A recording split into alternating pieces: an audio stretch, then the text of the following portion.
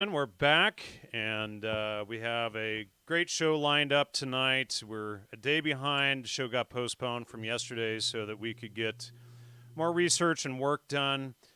Tonight's episode is on Baron von Sebottendorf, titled The Curious Tale of Baron von Sebottendorf. And so it's going to be some good information, tying a lot of missing pieces together between, Islam, the Nazis, Sabbateanism, all sorts of stuff, I think, right? Would you agree with that? Yes, it's one man that makes a whole bunch of very curious connections.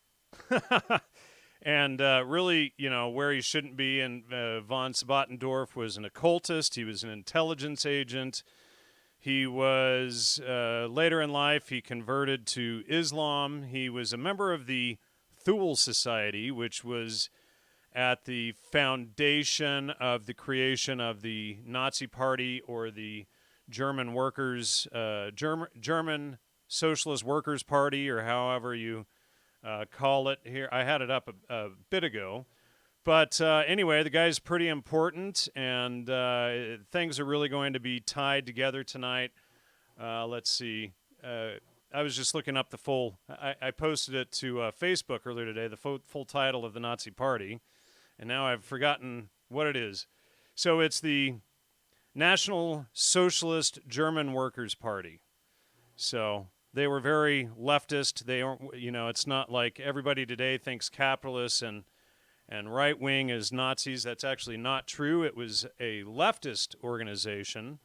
And just like the KKK was a leftist organization, which is, and we see all of the hate speech and the intolerance promoted by the left today. They hate men, hate Christians, hate anybody who's not like them, essentially.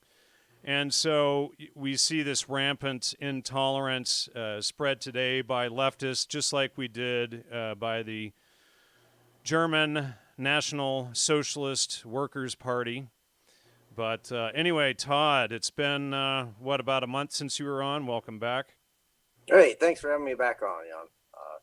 I had to come back on and fulfill my promises of making these connections back to Islam and Babylon and all the rest of it. If you've watched any of the rest of the shows, or if you haven't, you should.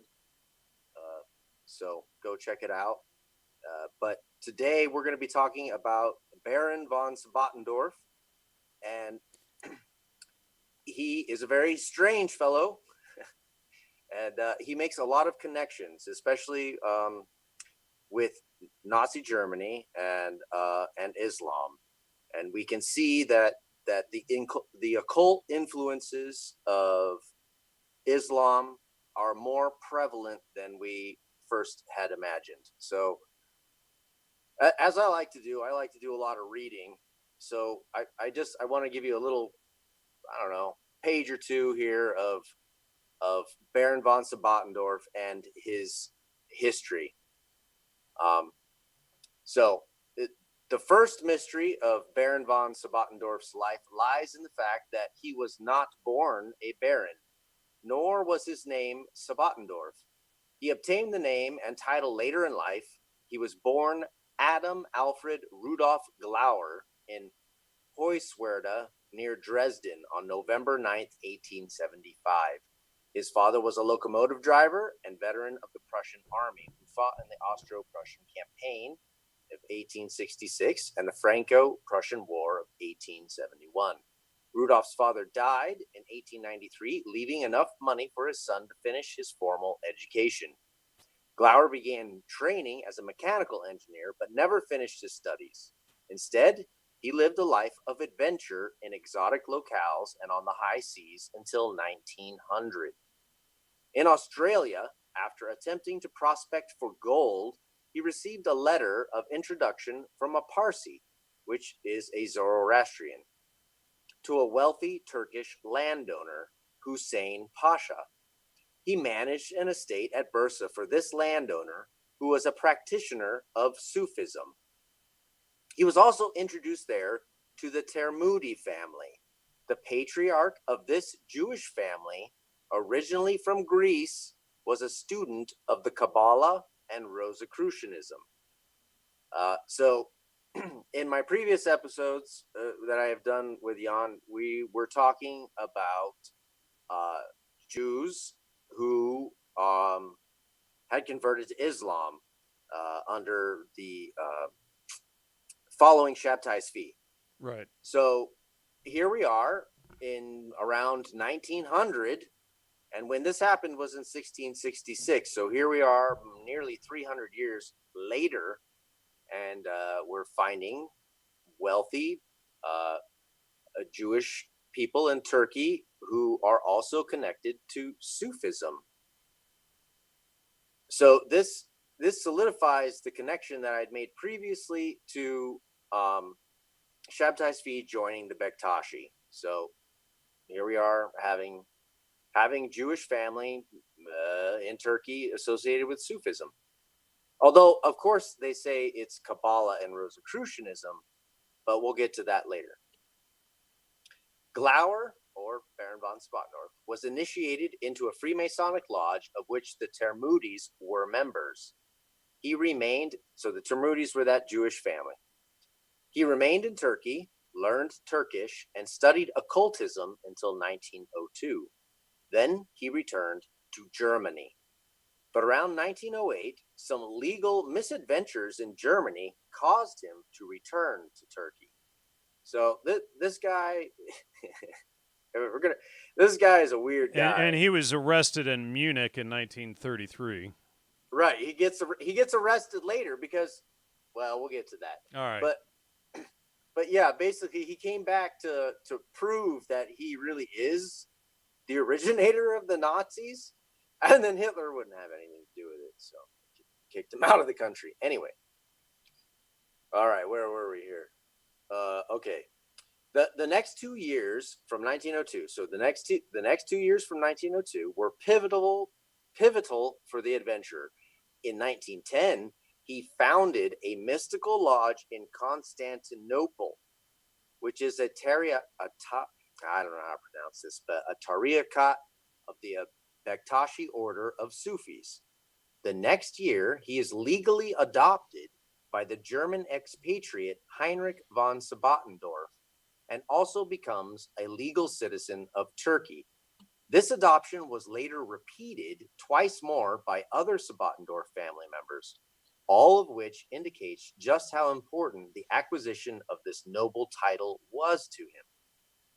All right, so he's just a common dude, but he winds up in Turkey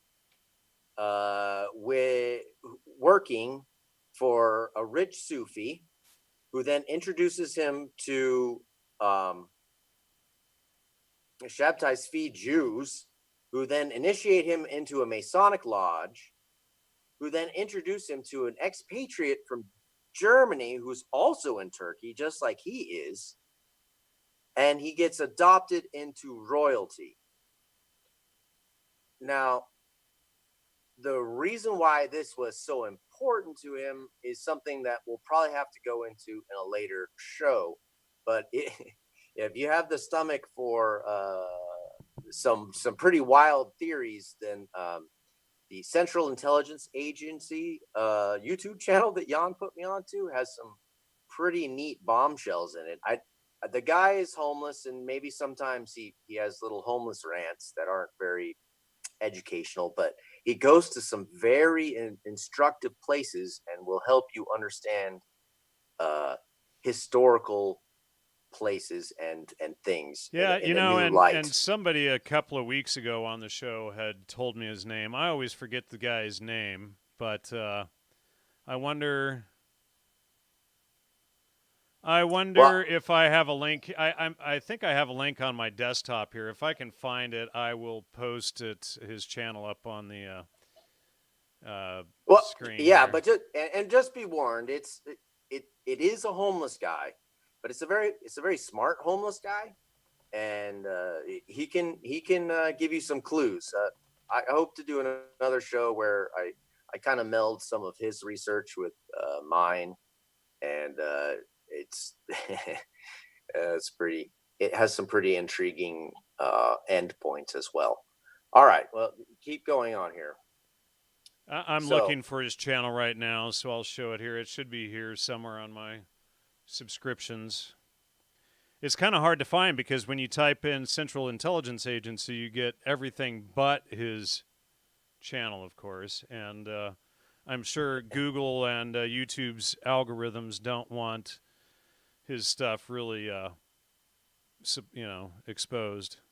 no, they don't, because he's a traveling man, a homeless traveling man, and he goes to some really intriguing historical places, and you can see some very intriguing symbology there at those places as well. And a lot of the stuff that he rambles on about, I've looked up in the books, and he's right. Some of it I can't prove, but some of it's pretty good. All right, back to Sebottendorf. Sure. So it was in the midst of the first. Oh no! During the Balkan War of 1912 to 1913, he was on duty with the Red Crescent, the Islamic version of the Red Cross. He was actually wounded in battle and for a time a POW. After this, he returned once more to Europe and lived in Berlin and Austria. It was in the midst of the First World War, 1914 to 1918, that Sebottendorf joined the Germanen Order, or the GO, at first by correspondence only.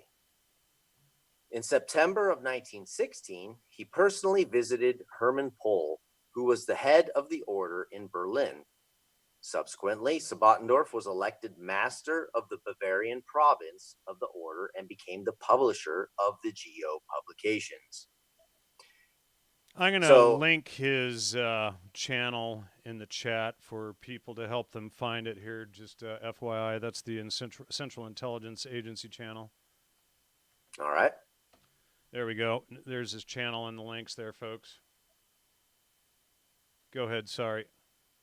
So as I had mentioned before, this Sebottendorf fellow, I was wrong. It wasn't actually. I mean, the Jewish family initiated him into the Bektashi Sufi Lodge. So, but he wasn't adopted by the Jewish family. So he wasn't technically Jewish. He was still German. So that was a mistake that I made in my previous presentation that I'd like to correct. So he wasn't actually Jewish. He was just actually Islamic. These days, anyone who exposes anything truth-wise is accused of being a Jew anyway. So I get accused of being a Jew, and I'm Danish and Welsh, right, and Christian. So, and right now I'm reading from the Sufi practices of Freemasonry right now. So, that's great. And we had found this in this book a couple of months ago. I had read a quote from it from Robert Graves, who is a teacher at Oxford, working with Robert Gordon Wasson, who is one of the key founders of the CIA's MKUltra project. And we had read a quote. Let me just go back to it really quickly here, just to kind of set the stage for those of you who may have missed it.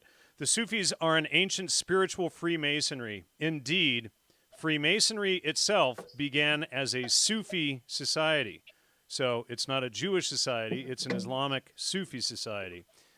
It first reached England in the reign of King Athelstan in 924 to 939 and was introduced into Scotland disguised as a craft guild at the beginning of the 14th century, doubtless by the Knights Templars.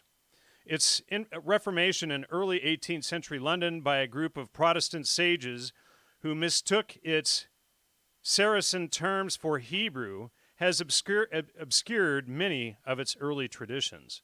So that's how it got confused, how the Freemasons got confused as a Jewish rather than Islamic order. Part of why.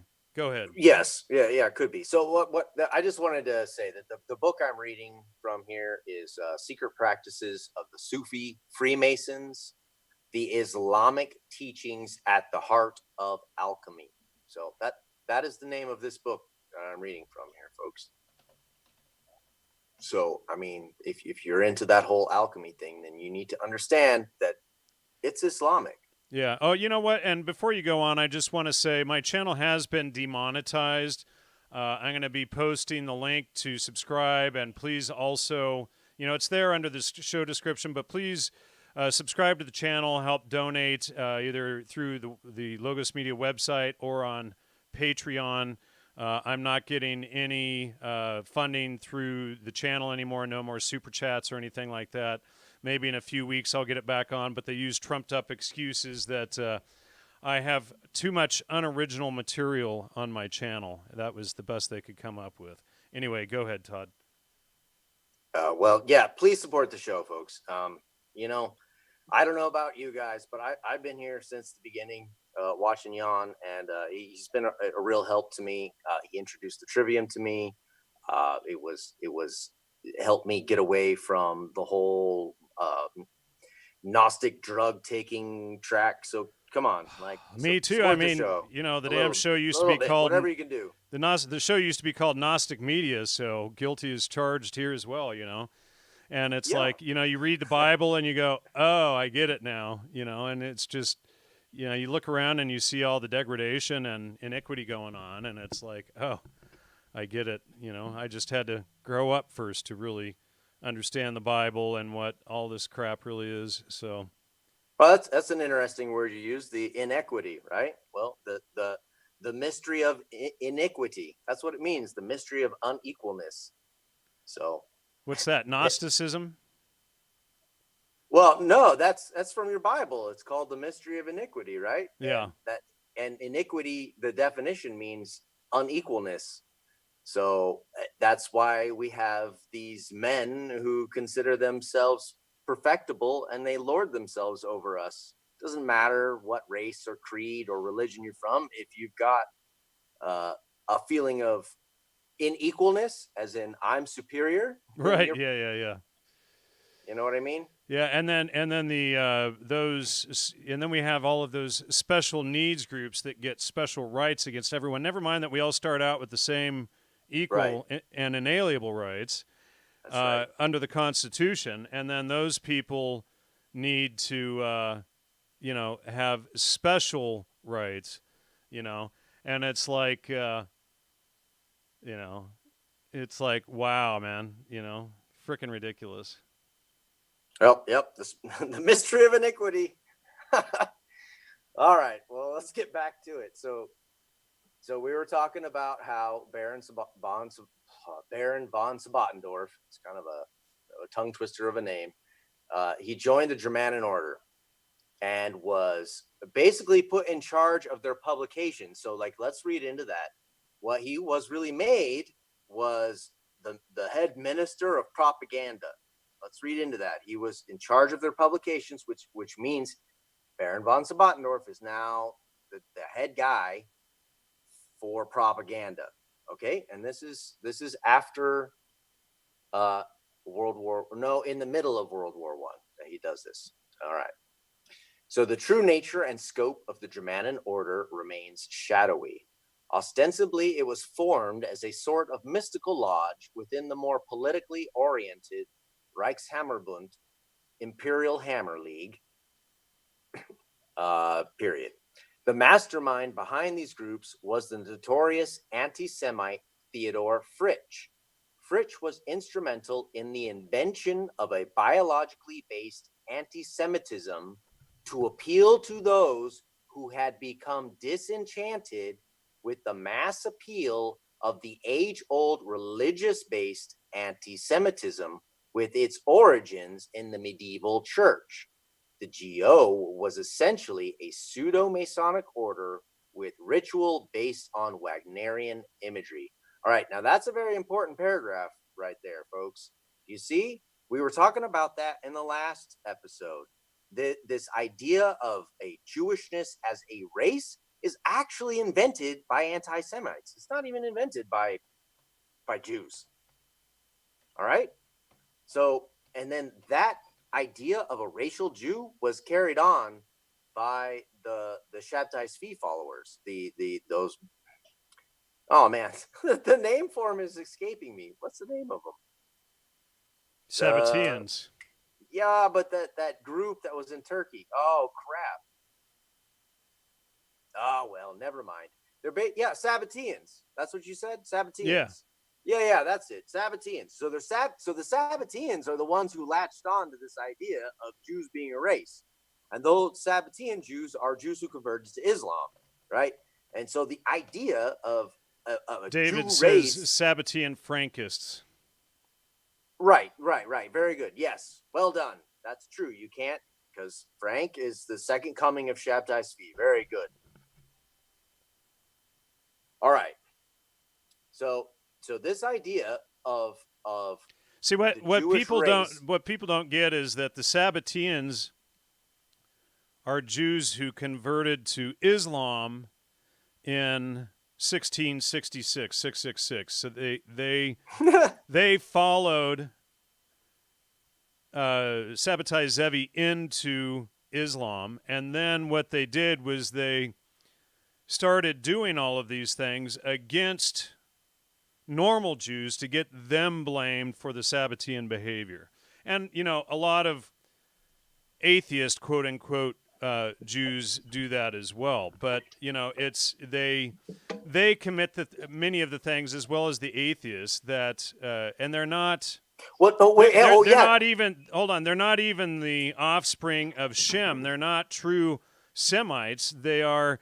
And when not next week, but week after next, we're going to have Dr. David Seaman back to, lay out a whole other history. But, so once people get that, like the Ashkenazim, they're not even Jewish. They are Europeans. They are Gomerites. They're Japheth. They're from Japheth. Well, they're technically they're Gomerites like the Europeans, but they're not the children of Shem, so technically they're not real Jews. It's like True. Revelation 3:9 says, those who claim they are Jews and are not, but do lie and are of the synagogue of Satan. So there are whole groups of people out there who claim to be Jews who are not. And so what happens is these people, many of them, some of them are dupes, obviously, but many of them, they are doing the things that true Jews get blamed for. And, a lot of people confuse who are Jews. First you have to sit down and read the Bible to even understand who the Jews are. And a Jew would be a Shemite who follows the Old Testament. And then, their law books would be the Talmud, the Mishnah, etc. And so, it's not, like the Ashkenazim, the Khazars were an Islamic group who converted to Judaism. So technically those are crypto-Islamists, if you want to, a lot of, so that opens up. That's a good point. That opens up a whole other, can of worms. So they would be crypto-Islamists. So the Sabbateans, they go in and they go in and convert to Islam and then start using the dark Islamic magic against the Jews. And then the Khazars were Islamists who converted into Judaism. So people really need to start figuring out, what these people are, reading the Bible, following the history in there, because it does lay out who the Shemites are, who the Gomerites are, who all of these different groups are. And once you start seeing this picture, you can, begin to understand, oh, wait a second, we're not even pointing the finger at the correct enemy. Everybody's just out there saying Jew, Jew, Jew, Jew, and not even, getting the bigger picture here. Yes. Yeah, exactly. And I honestly believe that the Ashkenazi going back to Israel and reconquering the land is prophesied about in Ezekiel 21. See what they want, what people want what people like David in the chat want everybody to believe is Shabtai Zevi converted to Islam and co-opted Islam. No, we're saying, go in, read the books. You're getting things backward. When you get what the Islamic books say on their own by reading them, you'll realize that that is what is going on. And somebody else can't make sense of the Bible. The Bible doesn't provide history as to how the Jewish elite. See, what they do is they say, the Jews, the Jewish elite. They don't even get that they're not Jews. If they're not following the Old Testament, they're not even Jews. Are they atheists? Are they Sabbateans? What do you mean by Jews? I mean, you have to, you have to use your brain, and you have to read the Bible to understand who the real Jews are. So either get on topic or you're going to get, banned. I'm tired of dealing with people who don't even crack a book to try to understand things.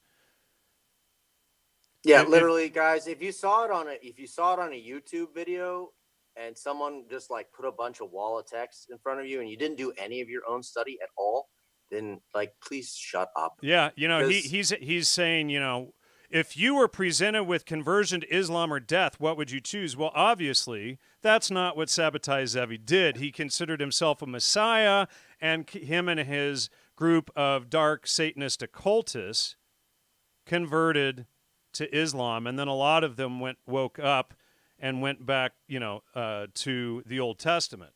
So, you gotta read the books to figure things out. But otherwise, just be quiet in the chat. Nearly all of them went back to Torah-believing Jews, normal Torah-believing Jews. Nearly all of them. Okay, right. Guys, nearly all. And because look, once as a New Testament believer, I don't even believe that them following that laws is doing them much good anymore. Okay, guys, I don't believe as they believe, but they're not the root cause of all evil on the planet. Okay. Well, usury banking, that came from them and everything. Yep. And, the USS Liberty and, the media and this and that. And it's like, okay, they have a whole list of talking points that they run down, and then they beat the talking points to death, and they don't think anything beyond the talking points, and that's where thinking stops. No, but let's focus on those talking points real quick. All right, go for it. Let's beat it into their head. You're using the same talking points as Islam, as the KKK, as the Nazis. Okay, guys, your rhetoric and your logic and your sources are all from that scheme of things, and and the Freemasons, for that matter, Sufi. Right. Well, we'll get into this. This Baron von Sebottendorf thinks that the Constitution of 1717 of the Freemasons, which you can't find because all constitutions of the Freemasons are absolute secrets, right? We tried to find it, Jan, and it said in your Freemason dictionary behind you there that the Constitution is a secret, and you can't. That was about how far did we get about right there, right, when we looked it up. right. So this is what I'm saying is that what Baron von Sebottendorf says is that the 1717 Constitution is a fallacy, and it was done on purpose, and what that was making Freemasonry Jewish in nature. And it was actually an Islamic organization, but and I just read how they co-opted it and made people think that it was a Jewish or Hebrew organization through misunderstanding. Exactly. So there's always this misdirection. It's always this misdirection. It's a scapegoat. They're the easy scapegoat so that you don't think any more deeply into things.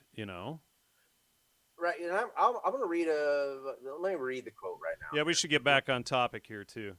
Yeah. So let me read this quote for you here real quick. So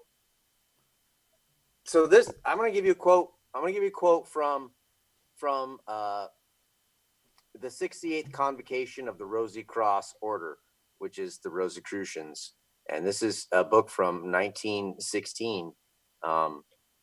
In explanation of the contents of this book, it is to be stated that these articles do not give the inner work of the Rose Cross Order, but simply the public teachings. And then it says again, the work of the Rose Cross Order as given to its students can never be published. It is a secret, sacred work between teacher and student. And then later on, it goes on to explain in this book that it's the Freemasons and the Jews who gathered together along with everyone else. Okay, so they named the Jew And they just got done telling you that if they name anybody, then they didn't tell you the truth. So when are people going to get it? Well, everybody's so busy chasing after the scapegoat, they can't see that, that they're chasing after the scapegoat. That's the devil's trick. What's the goat a symbol of? Satanism. So, they got you chasing the scapegoat. It's a deception. So, we did, 7, 8 episodes with Lloyd. This is the third one with you trying to expose all of this. And nobody, and I hope people are starting to wake up, but nobody bothers to crack open the Quran or the Hadith or the Sharia books and read them themselves or open the Talmud. And I'm going to finish this. I found more of these Talmud quotes to go through, and you can see the exact same pattern of how they quote one line and take the whole thing out of context. There'll be like 10 pages of discussion on one topic, and they quote one line and then say that that's, the Talmud is the most evil book in the world. And once you get the trick of how these people misrepresent the Talmud and everything, the Talmud is literally a law book. Like if you went to Harvard, if you were going to Harvard, Kennedy Law School at Harvard, and you pulled off a series of law books off the shelves and you started studying them, that's what the Talmud is. And so, what they'll do is they'll take one little single line out of there and then omit, 10 pages of discussion and, and then claim, well, that's what it means. And about a third. And all the corresponding footnotes where it tells you to go look this up in the and Torah, about a third. that doesn't matter. And about a third of the quotes are entirely made up, and then about 2/3 are taken out of context. And so far, mathematically speaking, 1.6% of the quotes I've verified have been true, and 98.4% have been false, fabricated, or taken out of context.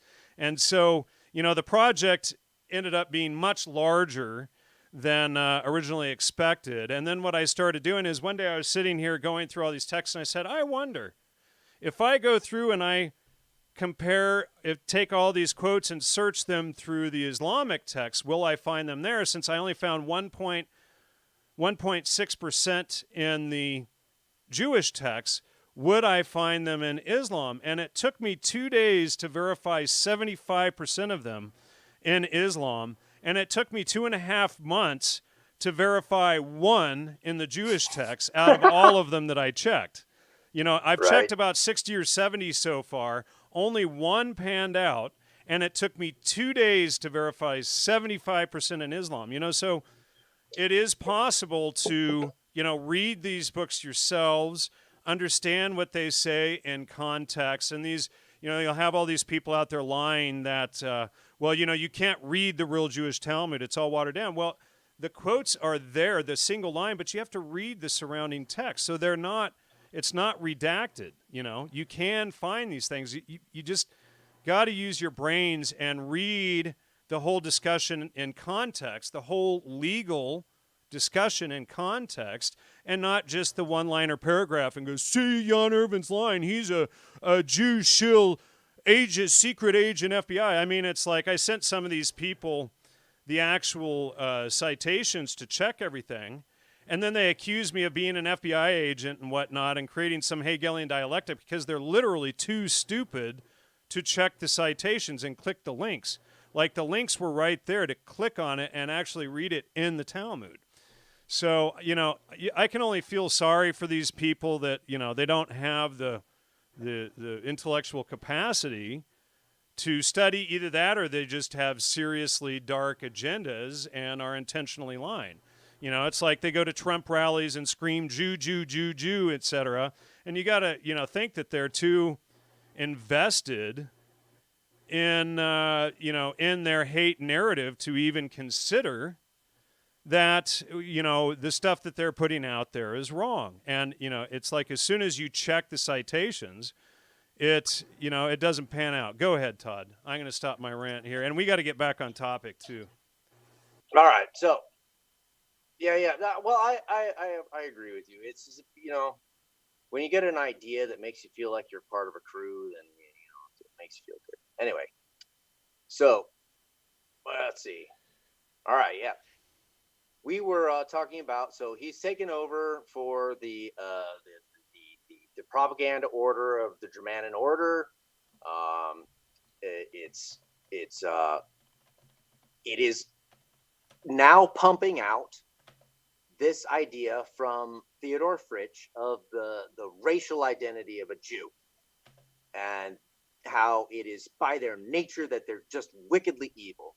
And so this Baron von Sebottendorf is printing out newspapers as fast as he can, pumping out this Theodor Fritsch filth about racism.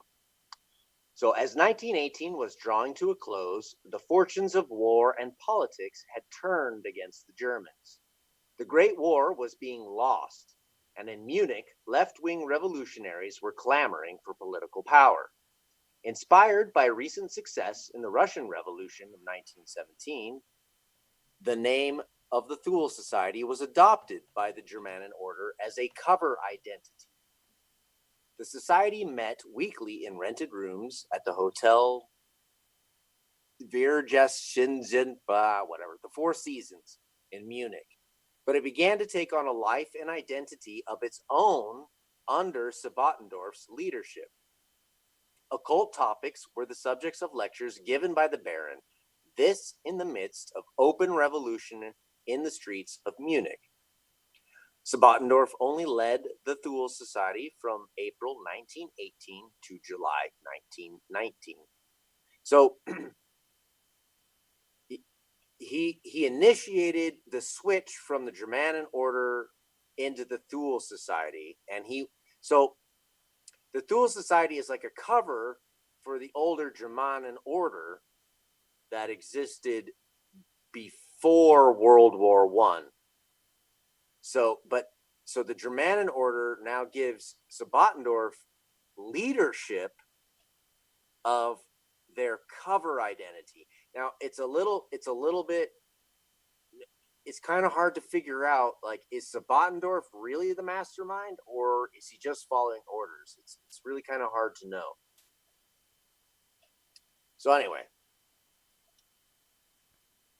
during this time, he formed a militia to fight the communists, was instrumental in the formation of the German Workers' Party, which Jan was referencing earlier, and acquired a newspaper, the Munich Beobachter, or Munich Observer.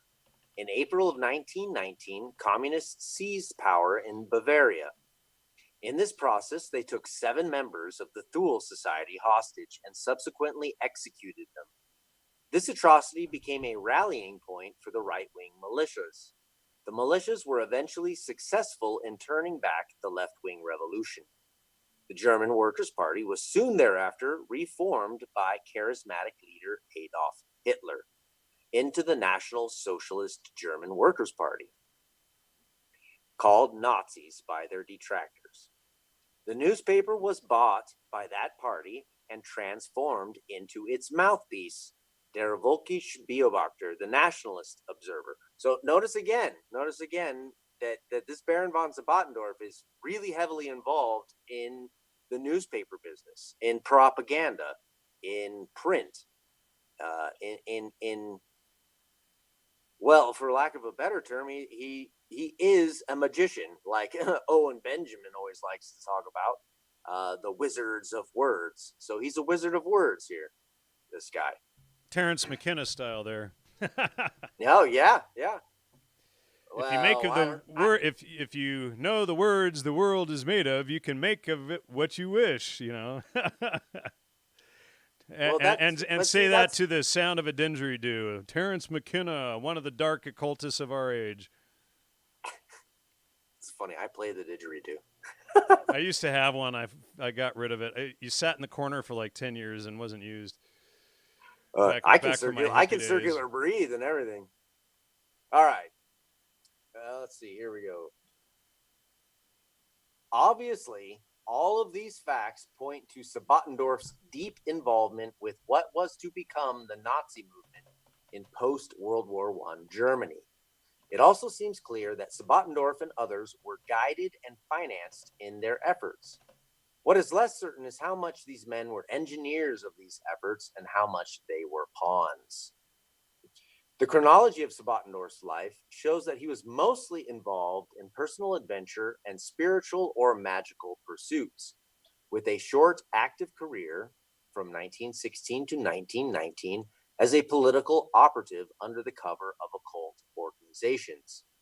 After he left Munich in July of 1919, he returned to esoteric studies and writing. For 15 years, he continued in his esoteric pursuits, and it is during this period that he wrote and published most of his major works, including The Secret Practices of the Sufi Freemasons.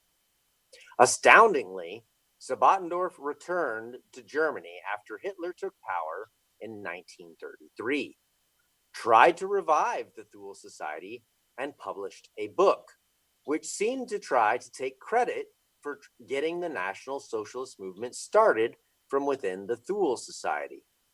The book was entitled Bevor Hitler kam, Before Hitler Came. The Nazis were not pleased. Sebottendorf was arrested twice. The book was banned, confiscated, and destroyed in 1934. He returned to Turkey. This whole adventure appeared to be simply an attempt to cash in on the success of the Nazis, an attempt that failed. Or perhaps it did not fail entirely. The post-1934 life of the Baron is quite mysterious. He was put on the payroll of the German intelligence service in Istanbul. His handler was Herbert Rittlinger. Turkey had been an ally of Germany in World War I, but in World War II, it remained neutral until the very end of the war, when it joined the Allied side. In 1944, the German embassy was closed in Turkey, and Sebottendorf was given his severance pay of 1 year's support. On May 8, 1945, Germany surrendered unconditionally. Sebottendorf died that same day. Some controversy surrounds the death of Sebottendorf. The usual story is that he committed suicide by jumping off a bridge in Istanbul right after hearing of Germany's surrender. If this is true, it was probably more out of the desperation of a man with no prospects for the future than out of any loyalty to the Nazis. On the other hand, the possibility exists that he was assassinated either by loyal Nazis who wanted to keep him quiet or by their enemies who took a final measure of revenge. So, this is the very curious tale of Baron von Sebottendorf. And he has written some very interesting books. And this was what I've just got done reading for you was basically an introduction to the author of what we're going to now actually read from the hand of Baron von Sebottendorf himself. So what we have to notice here is that what we have is a German expatriate who happens to be very proud of being German, who ends up meeting another German expatriate, but this German expatriate happens to be royalty and is adopted into their royal family.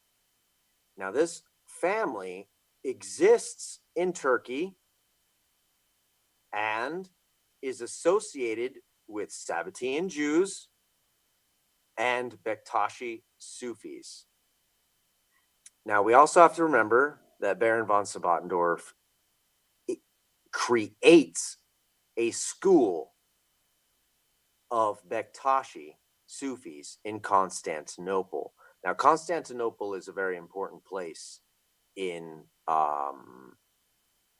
Islamic eschatology. Eschatology meaning the study of the end times.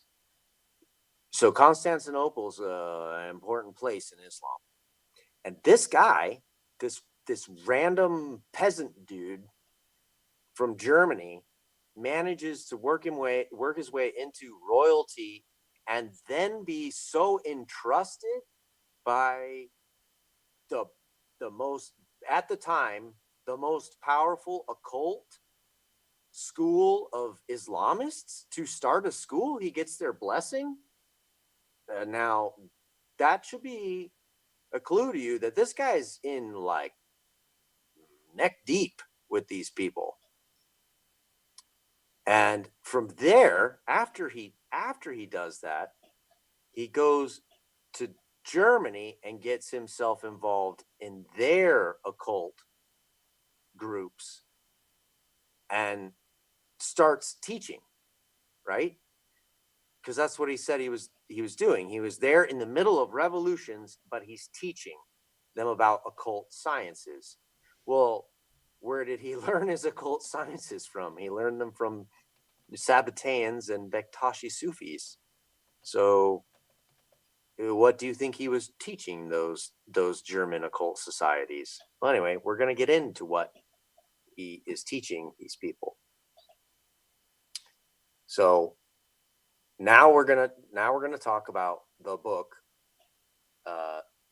and this book was written in a very interesting time, which is about the 1916 and 1920 era, which is also where the book I read from earlier about the Rosy Cross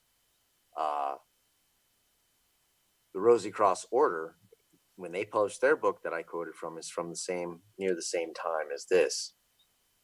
So this is from Baron von Sebottendorf, and his mission is to teach us how Freemasonry really is a creation of Islam.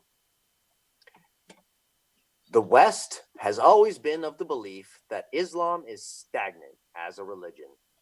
Nothing is further from the truth. Islam is more viable than the Christian religion.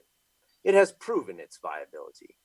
The following exploration clearly shows us the wellspring of the power of Islam.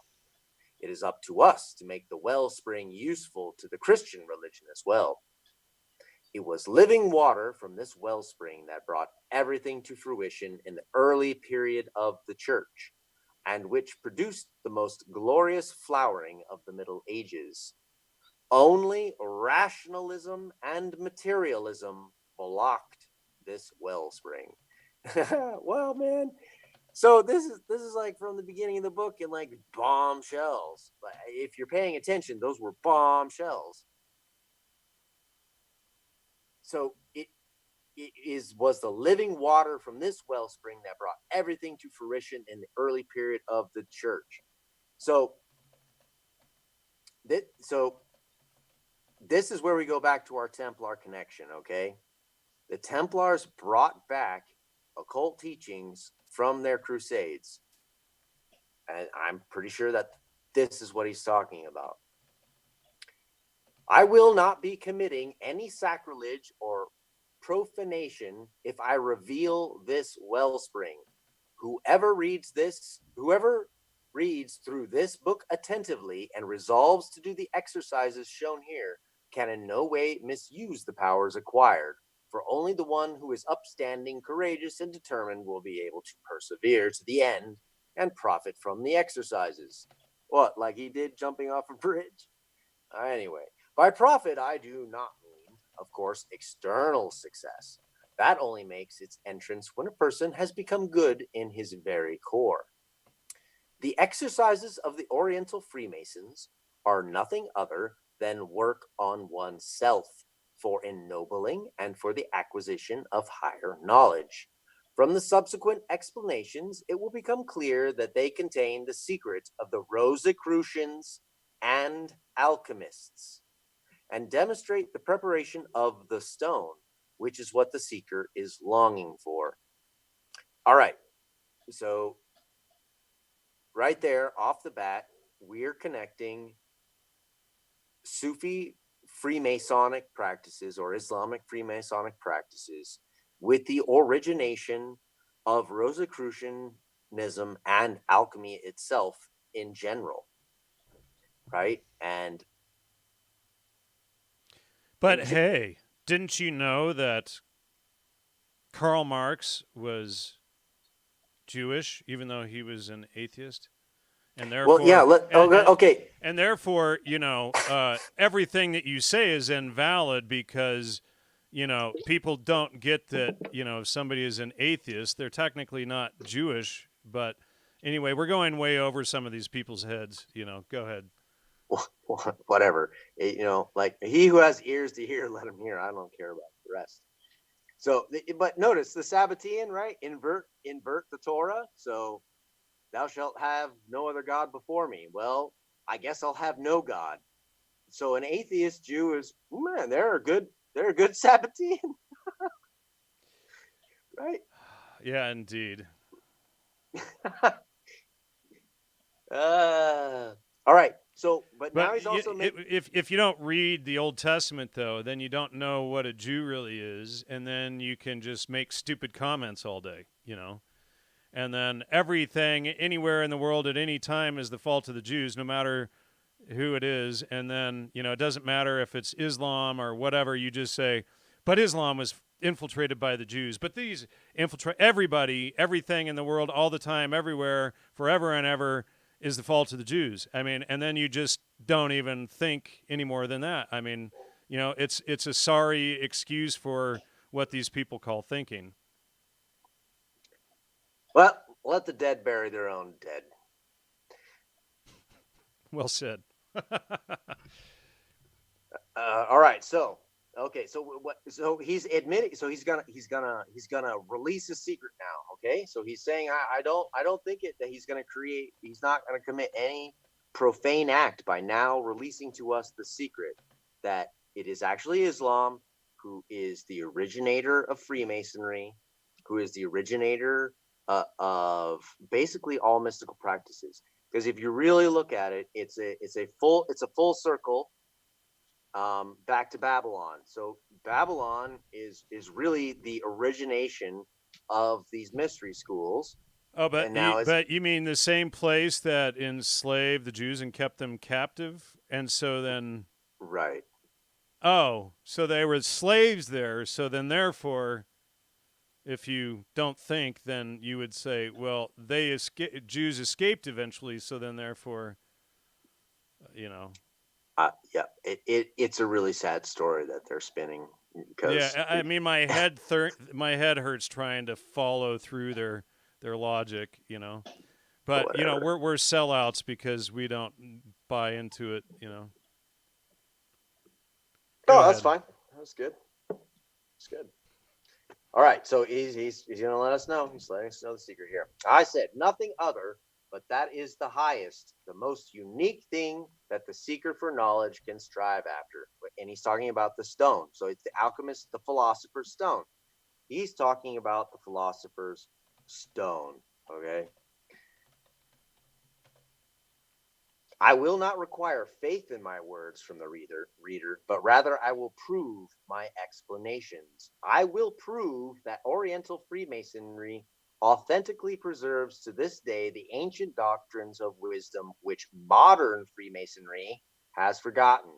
For it must be said here at the beginning that the Freemasonic Constitution of 1717 was a detour from the right way.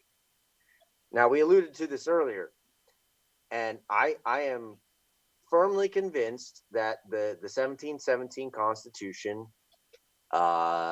decided that Freemasonry was Jewish, because Jacob and Boaz and Solomon's Temple, that whole motif is what they decided to use as their main symbology. And Baron von Sebottendorf is disagreeing with that. And see, again, you got to read 1 Kings 11, because 1 Kings 11 tells you about Solomon, and it tells you about Solomon's judgment, and it tells you how the nation of Israel got split up in the first place, right? Because of Solomon, who married Pharaoh's daughter, and he built temples to Remphan and temples to Molech and temples to Baal, and he had child sacrifices done in the honor of his wives. So that is from Babylon, right? So now we're full circle again to Babylon. But they love to trot Solomon out there because he was the main powerful Jew that they corrupted with their Gnostic, pagan, satanic ideas, and got him to go along with it. So the whole occult loves Solomon because he's the one that God was like, dude, you messed up bad. So anyway. All right. So gonna keep reading here now. We're gonna go down in the book. Which page are you on now in your notes here? Okay, so if you look on the left hand side, it's the secret practice. Secret practice of the Sufi Freemasons. Got it. You click on that, and I'm at number 2. Got it. From following from the Baron. Yep. Got it. Go ahead. And now go forth, you little book. The hour is auspicious. I began this introduction on the 3rd of February, 1924 at 12:30 midday at latitude 46A north and longitude 9A east. So if anyone's good at longitude and latitude, I'd love to go look that up and figure out where it is. I tried to look it up on my Google Earth, but I couldn't make it work. Righteously bring salvation to the multitude through true knowledge. Islam means submission. That is submission to the will of God. The believer can just commend himself to the will of God simply because it's the will of God. He feels secure and does not ask why this is so or why that is different. He fulfills the divine law simply because it is the revealed law of God. He accepts his fate as being immutable and at the most attempts by means of prayer to implore for the mercy from God when the burden becomes too great for him. But the sign of the true believer will consistently be that he does not ask for release from the burden, but rather for the strength to be able to bear it. Lead us in the way of those who do not err, the prophet prescribes to those who pray. This faithful condition is what brings most worthy to strive after according to all religious systems. Actually, the one who is faithful is also the most happy, is the one the prophet values most highly, and represents this as the only goal, and therefore this religion is called Islam. Now, besides belief, there is something else that makes it equally possible for a person to yield to his fate. It is no longer faith, but knowledge. Knowledge of the divine laws. The one who knows no longer fulfills this law blindly, but rather knowingly. The truly wise one is very near to the believer, but is superior to the believer. So he's making a distinction there. The mystery of iniquity, right? The mystery of unequalness. He believes that there's one man superior to another. And this all involves submission to Islam. The prophet created a very wise institution to open the way to knowledge for everyone who truly seeks it. According to the system in the Quran, he provided explicit signs that point the way to knowledge, and that have to reveal the law of creation to one who gains knowledge from within one's own being. The highest form of knowledge will always lead the wise to yield to divine providence without complaint. That is, to Islam through knowledge. In what follows, we will concern ourselves with this path. How the prophet himself came into possession of this knowledge is recounted in the form of the following legend. Not far from Mecca, there lived at the time of Muhammad an aged hermit, Ben Chassi, who was teaching the prophet. When the lesson was over, he gave him a metallic plate upon which were engraved formulas, the meaning of which the then 30-year-old prophet had just learned. Soon thereafter, the hermit died, but Muhammad kept on teaching the secret of these formulas in the most intimate circles. Abu Bakr The first caliph inherited the plate and the knowledge, which only spread within a small circle after the death of the prophet. This is the secret knowledge of the Oriental Freemasons. In order to ensure against the loss of the formulas, the prophet distributed them throughout the Quran according to a precise key. The key is known, and the formulas are preserved in the Quran, such that the possibility remains for reconstructing the system at any time. The formulas are preserved in the so-called abbreviated letters, 3, the meaning of which is debated among Orientalists as well as different commentators. Some are of the opinion that these letters are signatures. Individual surahs certainly originated under highly variable conditions. The prophet dictated some, others he recited while friends wrote them down. Still, others were recorded later from memory. When the surahs were collected, the letters that indicated the originator of the surah would have remained, but now without their meaning. Some European scholars are of the view that these letters represent notes by the scribe. Thus, ALM is supposed to mean Amar Ali Muhammad. Muhammad, command me to write. Arabic commentators view these letters as holy abbreviations. Thus, ALM means Allah Latif Majid. God is good. Or, as another thinks, Anallahu, Alamu. I am the God who knows. For others, the letters are to be interpreted in a Kabbalistic sense. Certainly, all the surahs in which these letters occur contain definite indications that they have something special to say. So, just notice here, we're back to the very beginning of where I was talking about the secret Talmud and the Kabbalah. Is it Judaism? Well, no, it's in a Kabbalistic sense. You can interpret the Quran.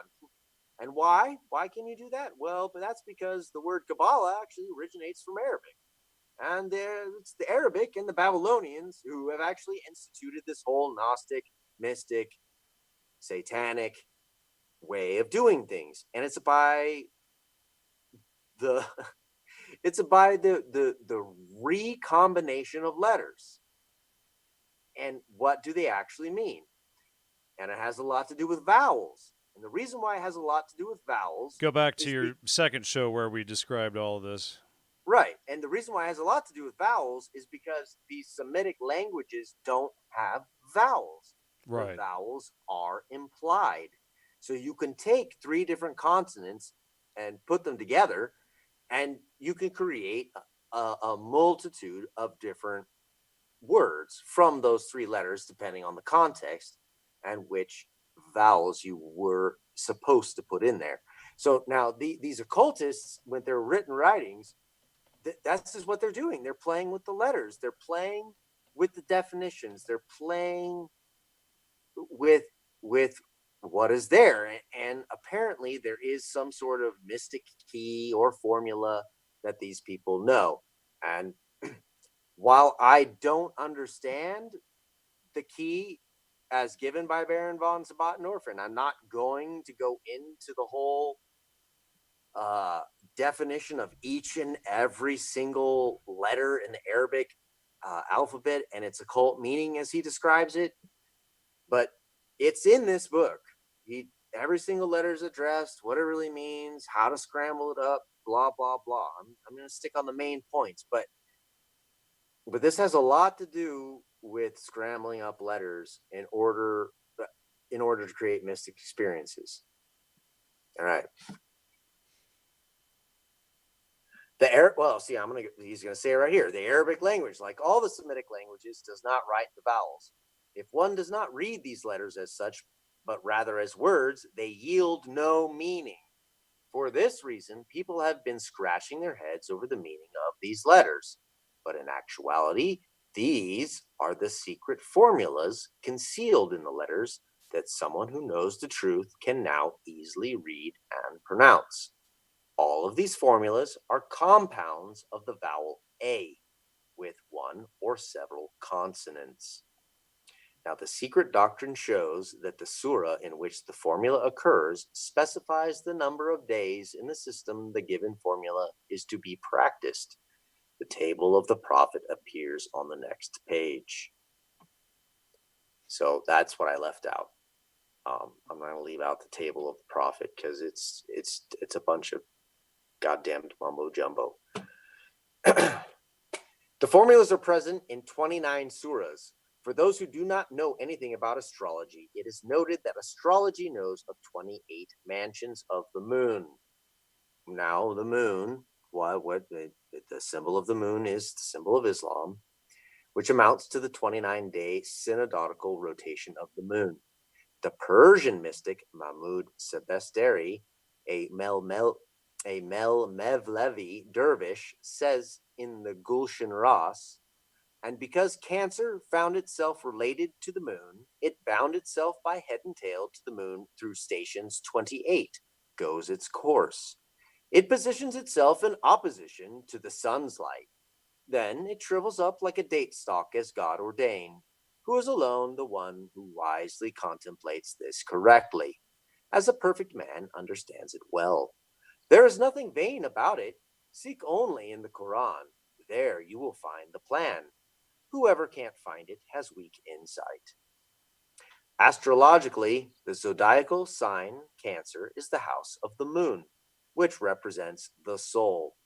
Here, the house is used for the human body. The 28 stations that run the soul through the secret table of the prophet correspond to the path of the moon. Every station is equal to the time span in which a formula is exercised. So the formula of this is, to put it succinctly, as succinctly as I can, is this involves a certain kind of yoga, which involves mostly the hands. It's about placing your hands in correct positions as you recite certain surahs from the Quran according to the formula of the table of the prophet. And basically, what is as much as I can make out, it really reduces everything into this basic chant. So you just say the same thing over and over again, and it only has a few bare variations,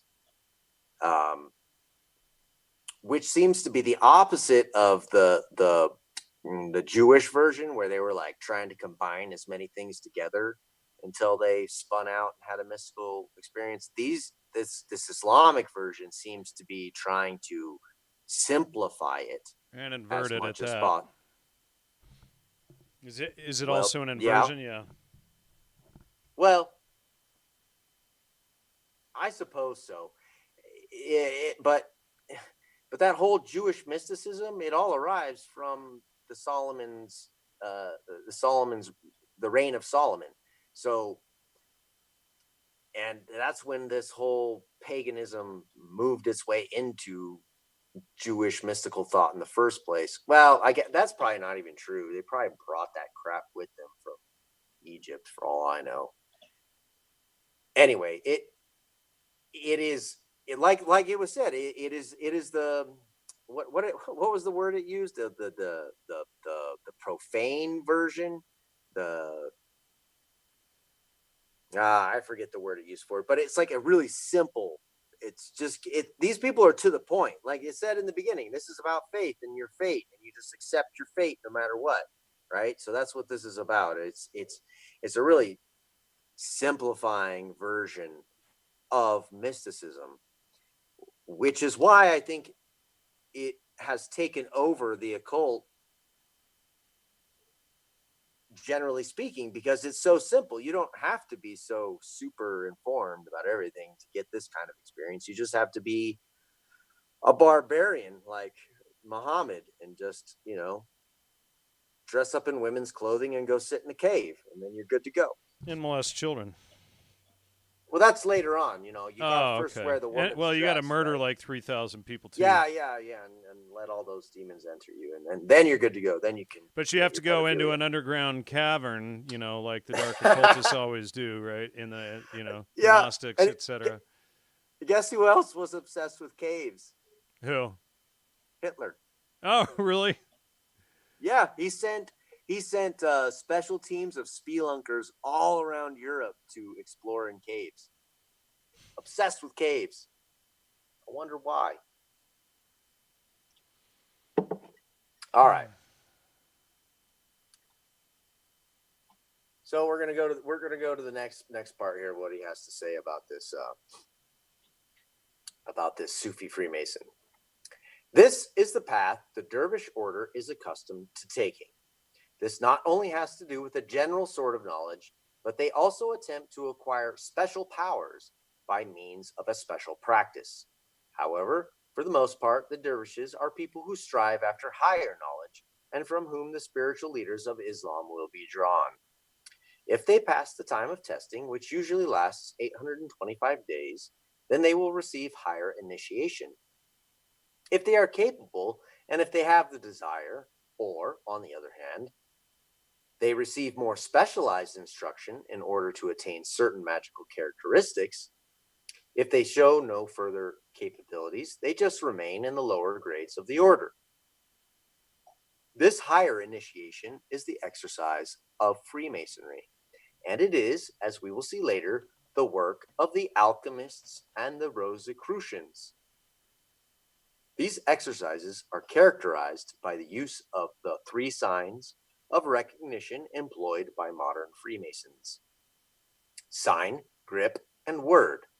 However, they are not signs of recognition, not mere symbols in any case, but rather magical operations designed to induct the finer radiation of primordial power, to incorporate them into the body, and thereby make the body more spiritual, to give the balance of power to the spirit over the body. All right. So everyone knows, well, I mean, anyone who's been into this whole Illuminati truther movement for any time now, you're always looking for that special sign. Oh, is he pushing over the first knuckle in the handshake, or is he pressing over the third knuckle in the handshake? Is he tickling the other man's palm while he does it? These whole things that we think about when we're trying to identify Freemasons in the world. So what Baron von Sebottendorf is trying to tell us is that these hand signs are actually they're legitimate things, but instead of being simple signs of recognition, as modern Freemasons have been reduced to using them as, because in all honesty, I believe that the Freemasonic order in general is also like the Jews. They're a scapegoat. They've been associated with the Jews. They've been put hand in hand with the Jews. They put their signs up in every single town and say, "Oh, we have a Freemasonic lodge here. We're ruling this town," right? And everyone's like, "Oh, the Freemasons are here. The Freemasons are there. The Freemasons are everywhere." But what they did was in 1717 they associated the Freemasons with the Jews, so because it's a long-term con. So let's look at how long-term of a con that is. We're talking about people who look hundreds of years into the future in their plan. People, hundreds of years. Generations. It's like what we were talking about a couple of months ago about the multi-wrap lie. What did I call that? Anyway, you know what I'm talking about. The double wrap. The double wrap. Right, the double wrap lie, and how many generations you go, and you realize that if you use a generational marker, you can go many more lies one inside another than just two, by using that generational marker or some other that they establish. Right, and it's like it's fallacies built on a fallacy, right? So their goal is to keep people following the scapegoat for centuries and just repeating that same drum over and over and over thoughtlessly, like, like NPCs, Jew, Jew, Jew, Jew, and then that's all the thinking that they have to do. They don't have to verify citations. They don't have to understand what a Jew is. They don't have to know history. They don't have to read the Bible or the Quran or any of this other stuff. It's a rather dramatic shortcut to thinking. Well, and I mean, it's not thinking. Well, no, let's be honest. Right. It's not thinking. I've fallen sucker for some other man's word before too, before properly studying out the problem at hand. It's not like I'm not guilty of it too, folks. So it's just, at some point you gotta be responsible for your own education. Right now we have some occultist in there, Alpha Omega. That means the beginning and the end for those of you who don't know, saying that I can't handle Jesus or truth because I put someone on timeout for making stupid comments, And it's like, these people aren't living in truth. They're not interested in truth. All they're interested in is saying, Jew, Jew, Jew, Jew. Let's interrupt the discussion. Let's not think any deeper. We don't have to provide any citations or facts. And, that's the limit of our capacity to think, is to say that the Jews are everything the Jews, and this person has said all religions are started by Jews. That's, that's really, okay, so let's think about like the Maya religion or Native American religion. It's literally stupid, right? Right. Okay. Egyptian religion, etc. It's literally stupid, but then you have Alpha Omega saying that I can't handle Jesus, the truth, because I put that person on timeout for a statement that was false and literally stupid. Yeah, well, all power to you. It's your show. You put anyone you want on timeout. I mean, the less idiocy that we have to put up with, the better. I'm sorry, folks. Like, if you really think that look, maybe some of you are really genuine and you really think that it's the Jews. Well, no, I'm sorry. It's not. It's way deeper than that. If you can find so many blatant examples, then these people are magicians. They're magicians, people. Magicians, masters of illusion. Masters of trickery. So if you're looking at the cover story at what's up front, you haven't figured it out yet. That's what we keep saying. You're chasing the scapegoat. It's a straw man a red herring fallacy. It's like, look over there. And so they keep chasing that and chasing it and chasing it and chasing it, and they can't go any deeper than the surface lie. And we're trying to unpack all of these multi-levels of the lie so that people can understand and grasp this stuff at a deeper level. So if they're caught at thinking at, the level of a kindergartner, they're not going to be able to grasp the deeper stuff, at the professorate level that we're describing here. So they got to get out of their kindergarten, 5-year-old mindset. Yeah. And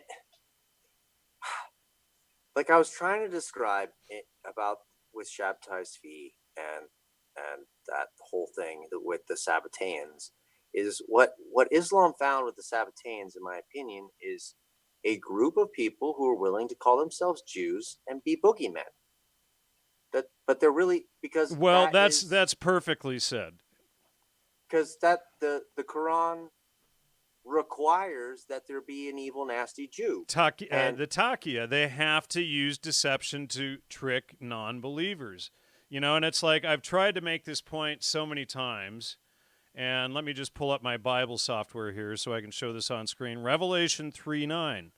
Those who say they are Jews and are not, but are of the synagogue of Satan. So, and here it comes here. So, that means if there are those who say they are Jews and are not, then why do we call them Jews? It's not that hard to figure out. So here we go. So Revelation 3:9, I will make them of the synagogue of Satan, which say they are Jews and are not, but do lie. Behold, I will make them come and worship before thy feet and know that I have loved thee. So if they are not Jews, I'm not speaking rocket science here, folks. If they are not Jews, but do lie, if they are the scapegoat, if they are using Takia to trick you, then why is it that you people can't understand that they're not really Jews, that they're there to trick you? It's not to say that all Jews are innocent of any crimes or anything. It doesn't mean that I'm a Jewish Zionist sellout or an agent or an FBI agent or any of this dumb stuff.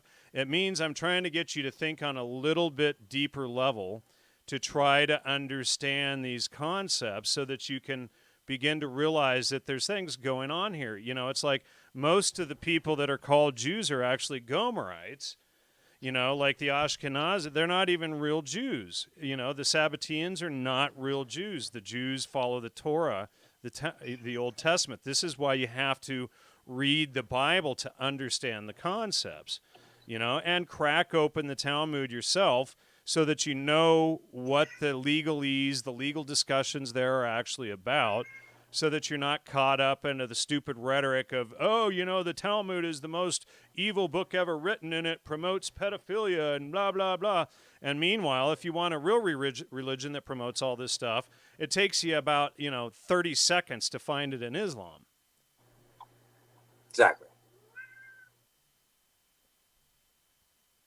All right. Well, let's get back to this. So, okay. So now Baron von Sebottendorf is going to describe to us what the real hand signs of Freemasonry mean. So the signs are 3 different positions of the hand, known by the vowels that they depict. All right. Again, so these hand signs are they're a key to understanding how to interpret the Semitic Arabic language so that you can get the occulted meaning, right? So the secret of which vowels to use in order to obtain the occulted meaning from the Quran are hidden in the hand signs of Freemasonry. So the first sign is the I sign, and it's the right hand is in a fist, and from the fist, the index finger is extended straight out. The hand is put in such a position that the finger is directed straight upward into the heights so that the letter I is represented. So, how many Muslims do you see doing this all the time? Right? Pointing up with a fist. Okay? So that's I. 2, the A sign. The hand is held in such a way that all the fingers lay in a flat plane. The thumb is now extended so that it forms an angle of 90 degrees, a right angle with the line of the index finger. So this. Okay? A. I. A. Number 3, the O sign. One is to bend the fingers and the thumb of the angled hand in such a way that the tip of the thumb just touches the tip of the index finger. The thumb, index finger, and the part of the hand between these 2 digits form a circle, an O. You mean 666? Yeah. Well, yeah. Aaron asks, I'm just going to interject there. Aaron asks, Todd, I listened to both your shows about 3 or 4 times. Great work. One thing I'm still unclear about is, what is the Islamic connection to the Rosicrucians? We did cover that a little bit earlier, but do you want to reiterate that? She's really paying attention there, and I appreciate her comments. They're not just, mindless. That's very good. So that's good, yes. So the connection to the Rosicrucians. So we're going to get into this. He's going to describe it more in this book as we get further down why it's associated. We may have to make a part 3 of this, or part 4 or whatever.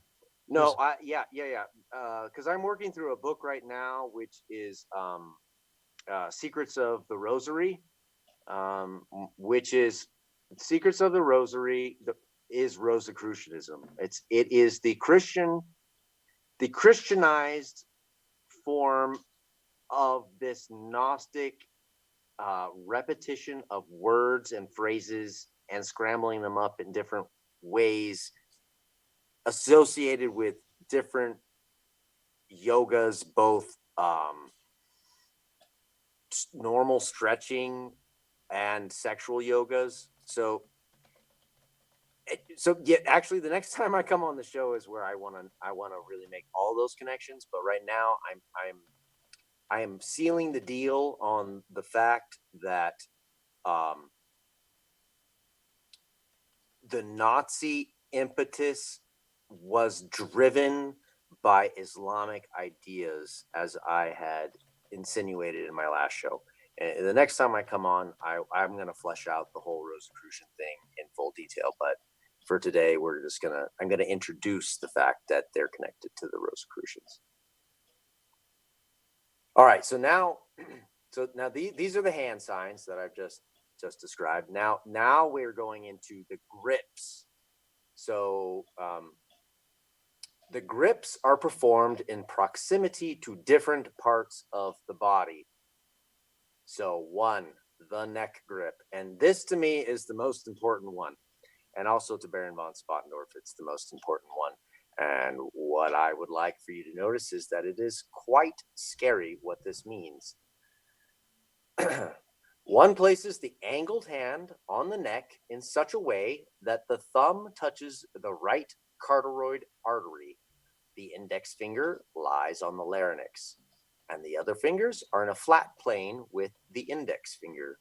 The angled hand is withdrawn sharply with index finger moving across the larynx until the hand is situated in a position equal in height to the right shoulder. Then it is allowed to drop down. So let me see if I can do this where you folks can see. So this is it. Okay. Hand to throat. And then you drop it down. Now, what is that? That's chopping off a head, folks. Right. Chopping off the head. Who's into chopping off heads? Islam is into chopping off heads. Okay. So the first sign is of the grips is this. So yeah, if I recall correctly, from when I lived in Yugoslavia during the war with my ex, the Bosnian Muslim Handjar, which was the Waffen-SS 13th Handjar Division, they would have contests slicing the throats of Serbs, and like the record was like 300 throats in a night. Well, or in an hour, something like that. Just crazy numbers, but these were mass murders. Yeah, still not as good as the 9,000 in a day that Muhammad managed.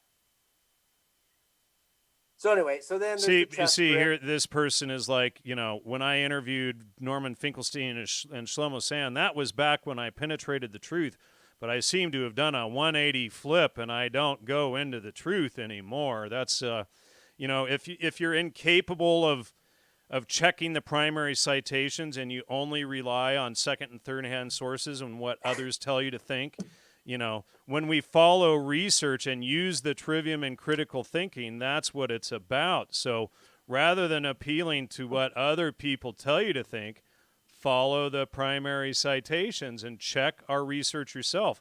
I mean, that's why we give the citations and the research and do these shows, so that you can check the research if you have the gray matter to do so. Yeah, I mean, okay. This is, the secret practices of Sufi Freemasons that I'm reading from. Okay. It's like 1916 book.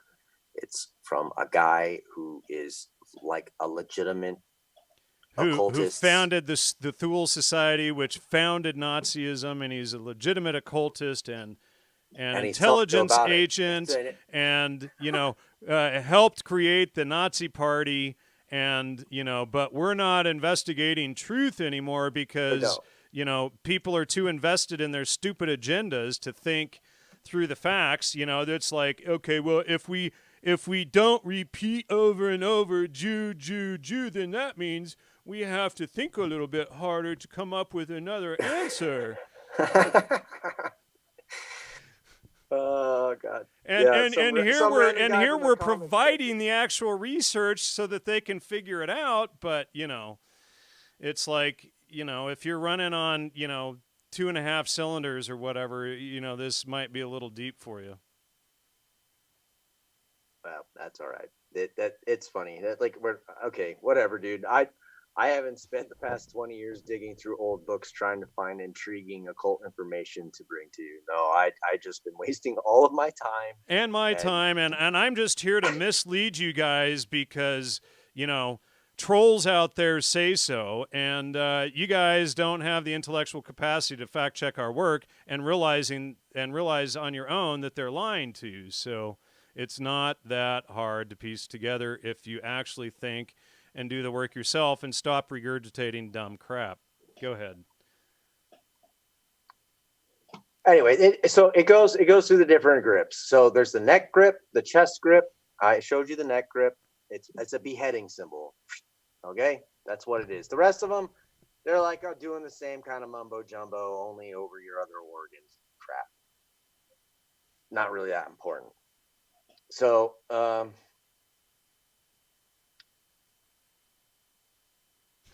they all associate what now? Oh, somebody, rather than checking the work themselves like we were just discussing, well, but what's the opinion of Dr. E. Michael Jones? I frankly don't care. And they don't even think, well, wait a second, I've never fact-checked E. Michael Jones or Michael Hoffman, etc., right? They've never even fact-checked these people, but they want to know what these people think before they've even fact-checked them. Talk about ad veracundium fallacy, appeal to false authority. It's like, okay. Yeah. Sorry, I'm just going off here. Yeah, that's fine. Like, so, okay, so I'm giving you the secrets of Freemasonry, okay? Right now, I'm telling you what their little hand signs mean. I'm telling you what the grips mean. I'm gonna tell you. He's gonna tell you what their keywords mean, not what they mean necessarily. We're gonna tell you what the keywords are.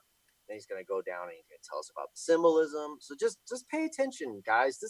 This dude who's writing this book knows way more than freaking any one of us, including Jan and I, know about anything going on with this, okay? Just pay attention to what the man has to. I'm not saying this. This is a man long dead. Like a real occultist, okay? Like telling you the secrets. Who was behind the creation of the Nazi Party and with direct ties to Islam. And we've been saying for months that the Nazis and the Islamists have been working together and they all use the same talking points. And connected to the Sabbateans. And if you guys are listening, it's like, yeah. He's like, but Finkelstein wrote the Holocaust industry says the opposite. See? And never mind if this person fact-checked Finkelstein. But, he's got to appeal to somebody else's authority. Did they fact check? And I had E. Michael Jones on too, and I don't agree with a lot of E. Michael Jones stuff now. It's like as we started digging into Islam and this stuff, we started realizing that a lot of their work is fake. That's why we've been presenting this information so that you can check what are called primary citations rather than appealing to second and third hand sources like E. Michael Jones, etc., or Dr. Norman Finkelstein, whom I interviewed like a decade ago. Those are second-hand sources. Those are not primary sources. There is a huge difference between primary and secondary sources. So a secondary source, and you and I discussed this at the beginning of this series, a secondary source is citing someone who is talking about the subject. A primary source is looking at the books of the topic itself and understanding what they say on their own. So all of these people are going to second and third-hand sources. A third-hand source would be someone who's talking about someone who's talking about the primary sources. So, what you have to do, Terry, is actually crack the books, look in the footnotes, and check them yourself. Do they check out? We're going through the primary citations into Islam and all of this stuff here so you can check them. And if E. Michael Jones or Norman Finkelstein et al. Are not using the primary sources, and if they don't fact check out when you check them, then that means they are lying and they have been discredited, at least on those points. So, this is what verifying research means. Rather than regurgitating thoughtlessly what other people tell you to think, you go to the primary source, you check the citation, you verify it in context, and see if it's true or not. I know a lot of people have a hard time understanding what primary, secondary, third-hand, fourth-hand citations are, but that's, the explanation in a nutshell. All right, well, let's get back to what this guy is gonna teach us here. So, the words of recognition are key, water, fire, level, black, white, red, rose, stone. As will be understood later, these words describe the entire work. Among the Oriental Masons, the work is called the science of the key, Ilm el Miftah, and the Masons themselves often refer to themselves as sons of the key, or the Beni el Mim. At meetings, the oldest sheikh presides, and a warden, a steward, and a runner are appointed. The warden has to ensure that the meeting is conducted undisturbed. The steward takes care of the guests, supervises the servants, and at the conclusion of the gathering collects an offering that is divided between the warden and the servants. The runner supports the warden and the steward.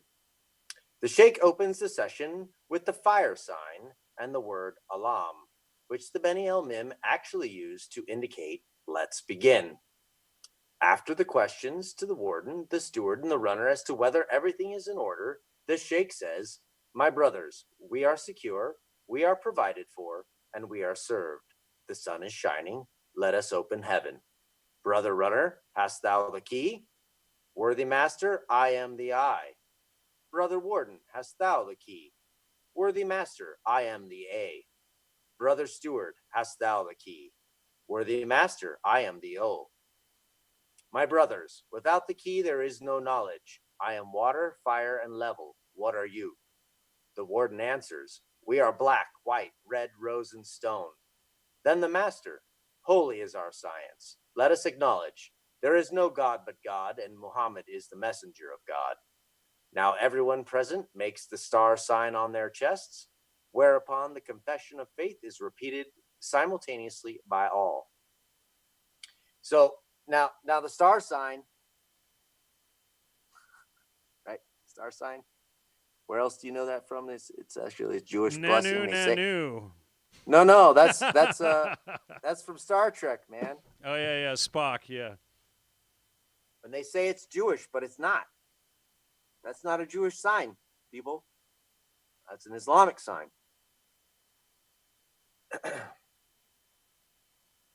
Whereupon the confession of faith is repeated simultaneously by all. So the confession of faith, that is like one of the 5 pillars of Islam. They make the confession of faith. Then the presiding member goes on. God bless him and give him salvation. Hear the words of the holy surah. In the name of God, the most merciful, the gracious, Cham Osak. Therefore, God, the powerful, the wise, gives his revelation to you and those who were before you. The master recites the 42nd surah and concludes with the words, "True are the words of the prophet. God bless him and give him salvation. Brother warden, what are the sun and the moon? Allah wa din.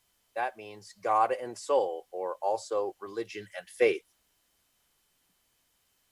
Din is ambiguous, and so the question is one of the main questions of the Brotherhood. All those present repeat the answer of the warden and thereby complete the star sign. The master goes on. To worship God and to make the faith great is always our effort. All present answer with Alam. And now the subject of the evening is entered upon. After the conclusion of the official segment, a convivial meal usually takes place. The greatest discretion is required of the Beni El Mim. However, in order to forestall the idea that the present book is any sort of betrayal, it must be said that it has been written by command of the chiefs of the order. The reason is as follows. The so-called civilized world has been overcome by a great organization of infidels. Monstrous in extent, and religious institutions have already been undermined by this to such a degree that they are not able to mount any unified resistance. In this emergency, the Islamic brothers remembered that the tradition says that in earlier times the science was known in Europe. They sought and investigated and found in the writings of the Rosicrucians and the alchemists that these exemplified the science of the key perfectly. So there we go again. So that's Baron von Sebottendorf confirming that they saw the Rosicrucians and the alchemists as their spiritual counterpart. So the assignment, so Baron von Sebottendorf's assignment in writing this book is to make people aware of this and to show seekers the way. The requirements of the times cause any consideration against publication to vanish. May the truth of the process of victory begin, and the clouds of darkness slowly but all the more surely disperse. Alam. So Baron von Sebottendorf says himself in his book, no matter what the introduction had to say about him, that he's a pawn, in essence. He's been commanded, in a way, to make it known the actual history of Freemasonry and alchemy and the Rosicrucians. So far, we have been introduced to the practice of Islamic Freemasonry. Now we must present evidence to show that the science of the key is actually the preparation of the philosopher's stone, the magnum opus, the mystery of the Rosicrucians and alchemists.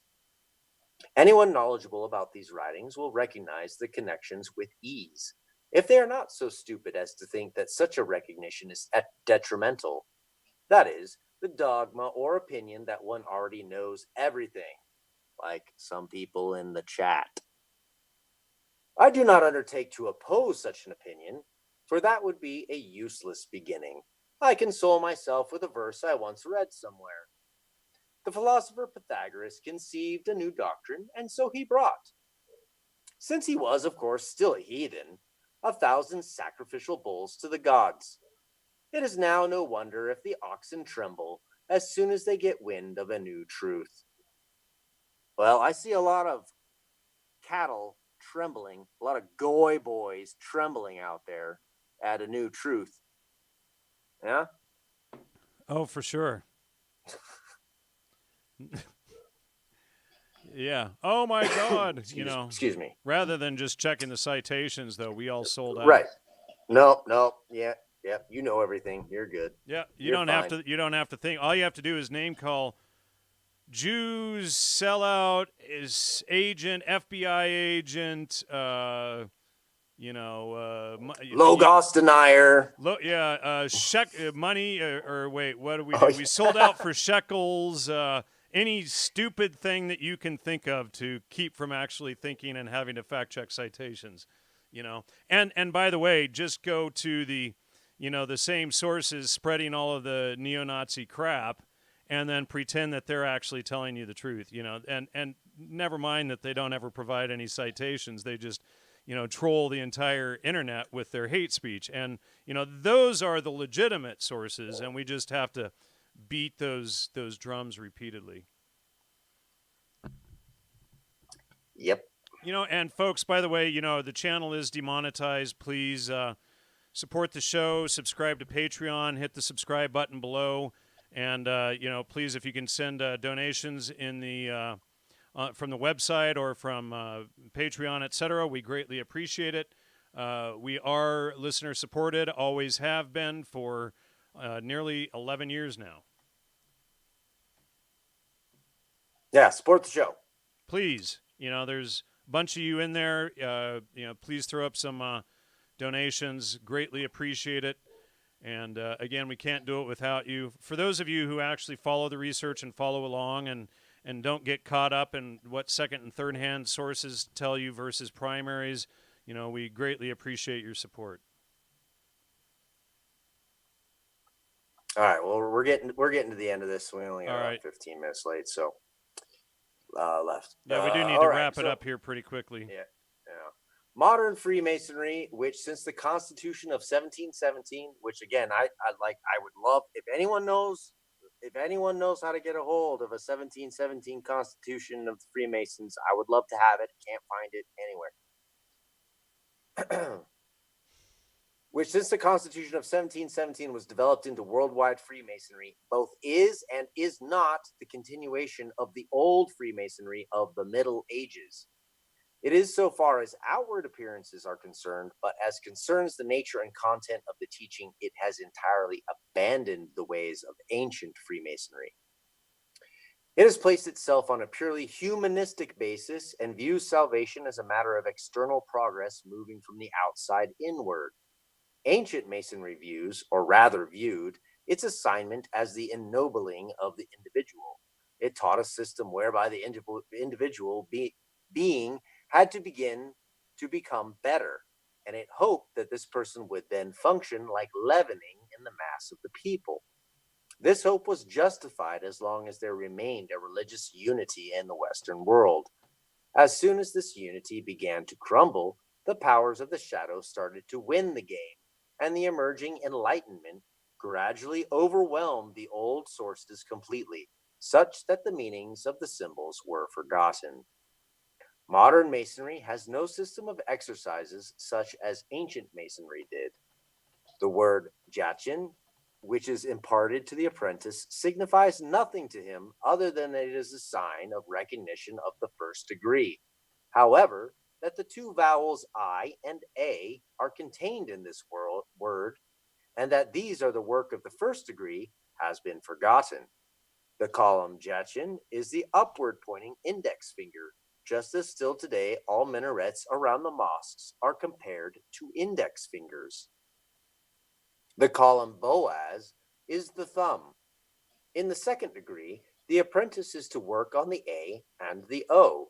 He is to go from the point to the line, I, from the line through the compass, A, to a perfect circle, O. This is the meaning of the letter G, which means geometry of the Masonic second degree. And what does the third degree mean to the present day Mason? This apprentice receives the master word and the master grip, but does not know that the word must be made true by means of the grip, so that out of the discolored ashes, the full redness of the rose can be engendered. Only through the black shadow of death can the spirit attain its complete unfoldment. It is telling enough that most historians of Freemasonry reject Rosicrucianism and alchemy as aberrations, but no, it was precisely these that embodied ancient Freemasonry.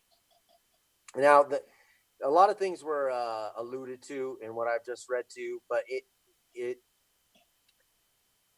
is pointing again to the fact that this is about language. It's about word. It's about logos, right? But it's about what do you do with logos? Is it your will to power? And if you know the words that the world is made of, you could do what you wish, or are you trying do to it know thou the truth? wilt? Are you trying to do you want to know the truth, or do you want to do what you want? That's right. The question here. It's really. And so when you get it, logos is truth versus Satanism is lies, and then Muhammad comes along and he says, forget lies and forget truth, the left-hand path, the right-hand path, forget that. We're going to make it about will. We're going to take the agency to choose right or wrong, and we're going to make it about the agency or the will itself. And so then they're going to, use that to do whatever they want, regardless of, you know. Right. What they claim is because so what the Illuminati first called themselves the perfectibilists. Right. We're perfectible men. Well, that's the opposite of what the Messiah came to tell us. Was you're lost, you're not perfect, you never will be. You can't be. So accept my grace. These men, they think they can be just like the Messiah. So they think it's through their own willpower that they can perfect themselves, in essence. So I just got one last quote here, and it's going to lead into what I want to talk about the next time, which is Do you want to come back next week? I need more time than that. No worries. It's it's summertime, and my business is like super busy right now, so I need a little extra time. Like last time when I was on, I had like 2 months off. So I had a little extra time on my hands. Well, now, and it was stormy and nasty then too. So right, exactly. I'm a farmer, by the way, folks, so that's why. So this is going to lead into the what I want to do next, which is to follow. I followed the Islamic trail into Judaism through my past two things. I followed the trail. Shows, right. Yeah, shows. I followed the trail of Islam into Nazism. Now what we're going to do in the next show is I'm going to follow the trail of Islam into Catholicism, because I'm quite sure it's there. So with this final quote at the very end of this book, which it describes like your final goal in this mystical yoga that Baron von Sebottendorf has been describing. Because there's a lot of other stuff in this book I haven't read that goes into the details of the practice and the formulas, but it would make a bad show to read all that crap. So in alchemistic literature, this neck grip, so we're going back to the neck grip. So the neck grip, this is where we're going back. And it's through this neck grip that you're going to attain your highest, your final position in the occult formulas and the occult experience as defined by Baron von Sebottendorf. This neck grip is referred to as the seal of Hermes, or merely as the seal, or as the bath of Mary. The Venetian physician Laurentius Ventura writes, "Stude ergo ad forget all that crappy Latin. Therefore, concern yourself with finding this secret seal, because without that, mastery cannot be attained. And there is a doubled method of practice. The first is by means of encircling the neck." On the 7th page of the previously mentioned work by Valentinus, we find a man who is holding a scale in his left hand, and the right hand encompasses a bottle with the neck grip.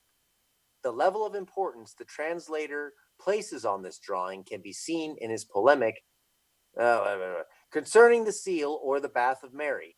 The expression comes from the Alexandrian alchemist. Likewise, notice that the degree of the first fire, which only extends to the putrefaction, dissolution, and mortification of the body, is said to be the result of a certain bath of similarity, because the bath is a moderate thing, neither harsh in its warmth nor cold, but rather relaxed in its warmth. So this bath of Mary, there's a whole level of things. First you go into black, then you go into red, then you go into green, and then after the green you come into this yellow bath of Mary, where you have attained your gnosis, right? And I don't know why it's called the bath of Mary exactly, but this is what got me asking myself, well, why are these Islamic people interested in Mary? And why would a bath of Mary be even a thing that an Islamic person would talk about? Well, it comes to find out that that Mary actually in Islam is considered a perfect woman, and there's only 4 of them. And So Muhammad says that he's going to rape her in the next world. Yeah. right. Does she get to be like the main one of his She gets to be versions? one of his wives, and he's going to do what he wants with her.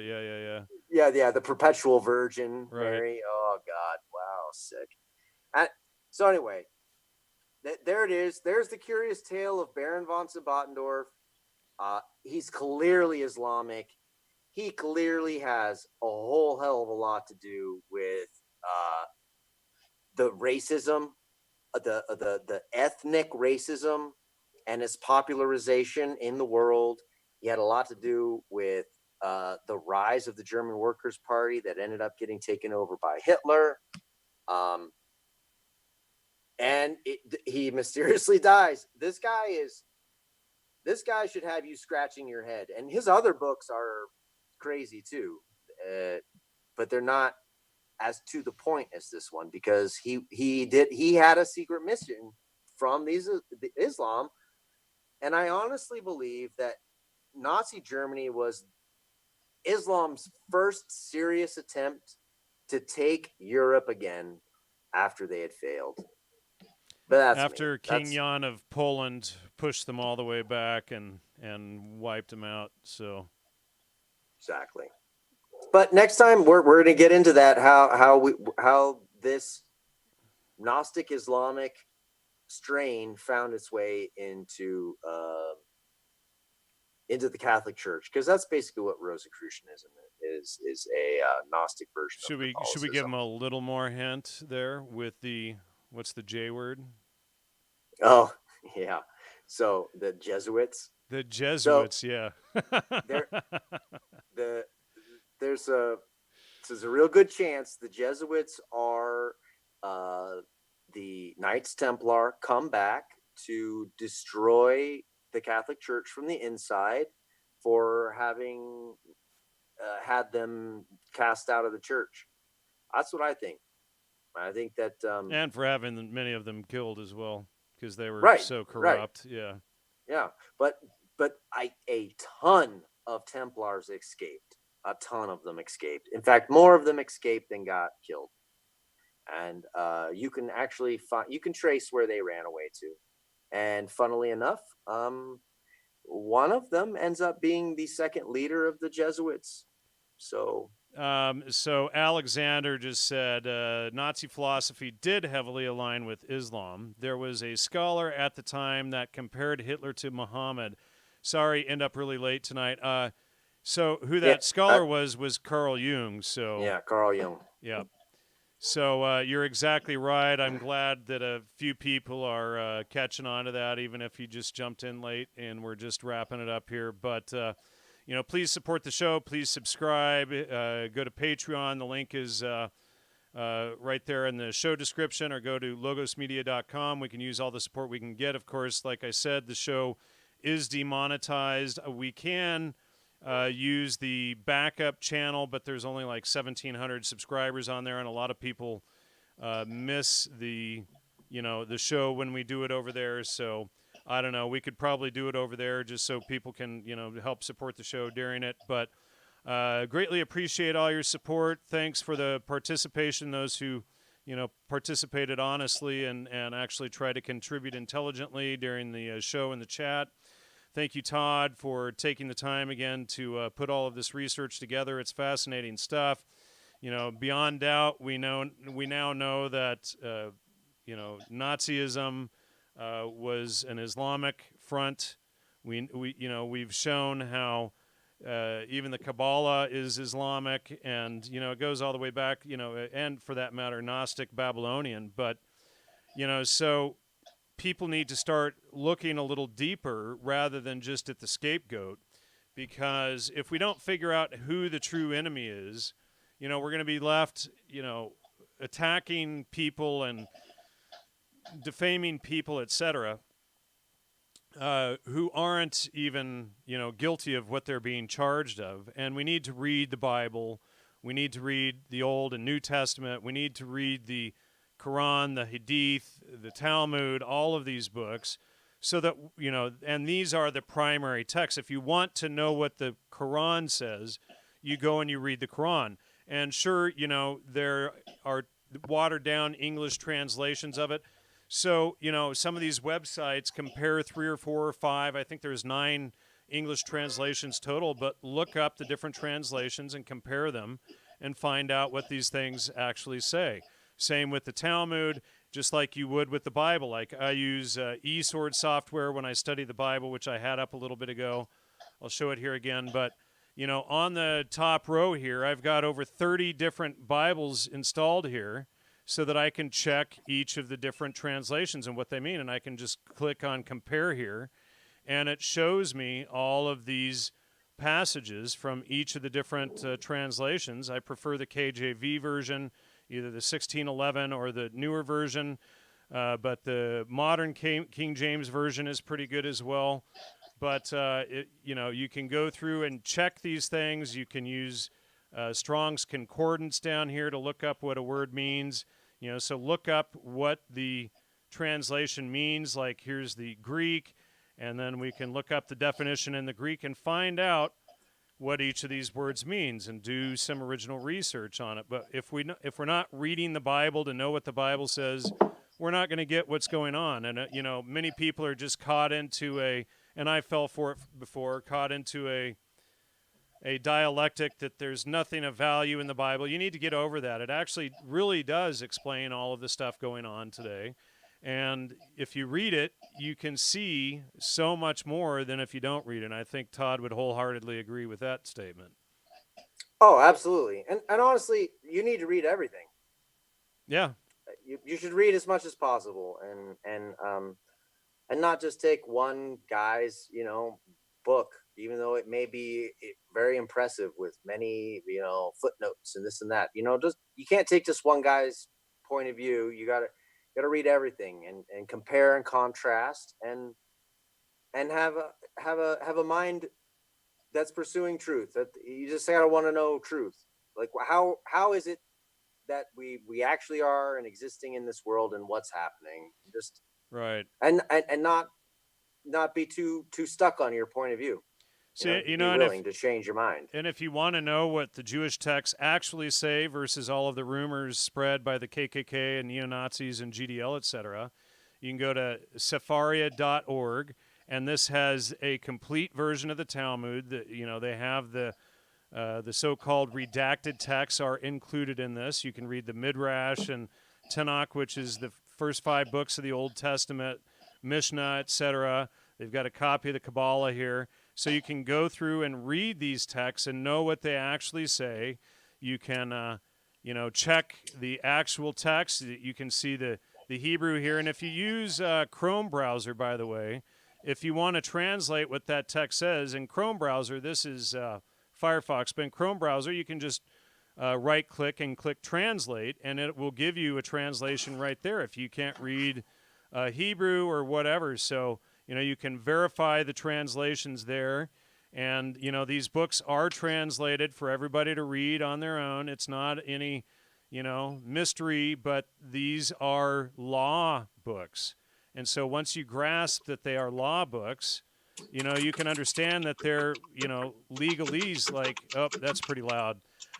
You can understand that it's legalese going back and forth over these legal topics, and they go into just about every legal topic. So don't be afraid to think and read things on your own and, study things. And just because you decide to fact check the Torah or the Talmud or the Quran doesn't mean you're a Jew or a Muslim or whatever, That's just stupid people who like to name call just because you fact-checked their lies and proved them wrong. That's all it means. So with that, I think that's a good place to wrap it up. Thanks for the support, folks. Have a great night. And did you have anything else to add, Todd? Oh, no. Thanks for your time, and thanks for having me on the show, Jan. Support the show, people. Come on. It's not much like this out there, so let's keep it going. And you've listened to the show yourself for years, too, so thanks for that. And everybody, have a great night. Bye-bye.